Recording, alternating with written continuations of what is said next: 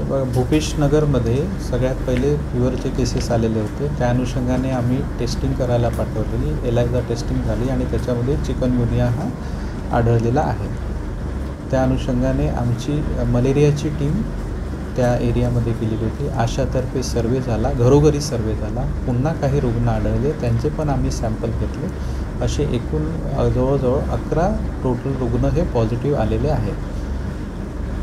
सगळ्यात इम्पॉर्टंट आहे की एडिस नावाचा जो मच्छर आहे ज्याच्यामुळे चिकनगुनिया हा आजार होतो, त्यांचे डास त्याचे जे अंडे आहेत आणि त्या अनुषंगाने लार्वा हे त्या घरांमध्ये असलेल्या कूलरमध्ये आढळलेले होते.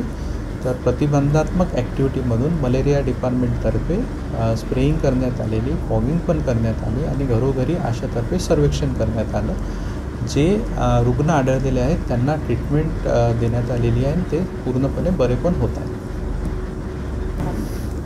आमचे जे आम्ही हे बघितलेलं आहे की आयडेंटिफाईड केलेलं आहे की ज्या एरियामध्ये पाणी जास्त साचतं आणि ज्या एरियामध्ये मॉस्किटो डेन्सिटी जास्त आढळलेली आहे त्या एरियामध्ये कीटकजन्य आजाराच्या बाबतीत जे प्रतिबंधात्मक उपाययोजना आहे, जसं स्प्रेइंग आहे, फॉगिंग आहे, या अनुषंगाने तिथे करण्यात येत आहे. आणि लोकांना पण जनजागृतीमार्फत कूलर्समध्ये डासांच्या अळ्या आहे का ते बघून त्यांचं 8 दिवसाच्या आतमध्ये ते रिकामे करण्यासाठी सूचना देण्यात येत आहे.